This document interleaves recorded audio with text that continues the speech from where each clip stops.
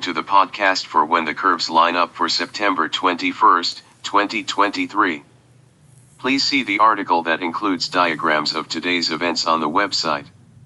Text by Jeffrey L. Hunt. In Chicago, sunrise occurs at 6:37 a.m. Central Daylight Time, followed by sunset at 6:50 p.m.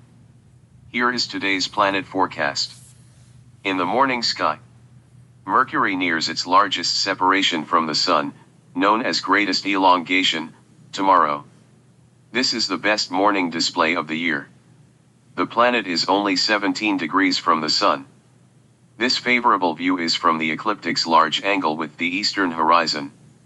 The elongation is relatively small as Mercury nears its closest point to the Sun, known as perihelion.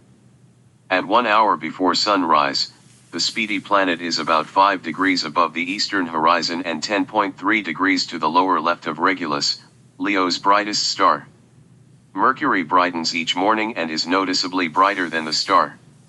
Brilliant Venus, nearly 25 degrees up in the east, is stepping eastward in front of Cancer, 13.6 degrees to the upper right of Regulus. Their conjunction occurs October 9th. Watch the gap close each morning.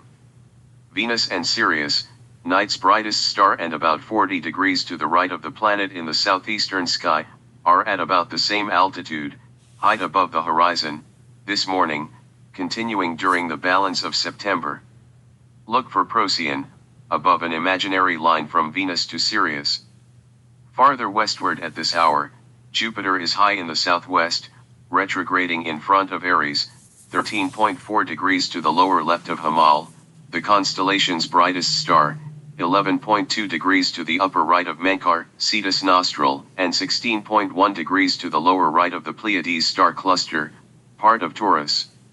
As Jupiter seems to move westward against the starfield, it crosses an imaginary line from Menkar to Hamal. Watch this alignment slowly occur during the next several days.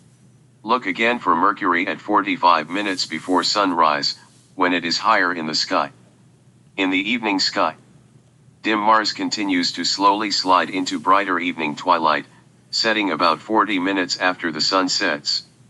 An hour after sundown, the waxing crescent moon, 42% illuminated, is only 15 degrees above the south-southwest horizon, in front of Ophiuchus. The phase is half full, first quarter, tomorrow at 2:32 p.m. CDT.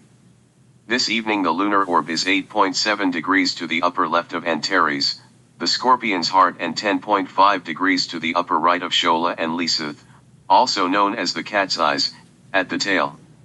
Ophiuchus, the snake handler, extends southward, from high in the sky. It seems to be standing on the plane of the solar system, also known as the ecliptic, where the sun, moon, and planets appear. In Ophiuchus the ecliptic is nearly 19 degrees long, compared to nearly 6 degrees in Scorpius. This year the sun appears in front of Scorpius from November 24th to the 29th and in Ophiuchus from November 30th through December 17th. Farther eastward from the moon, Saturn is nearly 20 degrees up in the southeast, 9.6 degrees to the upper right of Skate, meaning the leg, and 10.0 degrees to the right of Lambda Aquarii. The ringed wonder is retrograding, appearing to move westward compared to the stars, in front of Aquarius. This is caused by Earth overtaking and passing between the distant planet and the Sun. Bright Jupiter rises less than 2 hours after nightfall. An hour later it is over 10 degrees above the eastern horizon. By tomorrow morning, it is high in the southwestern sky. Thank you for listening. Please read the articles at whenthecurveslineup.com.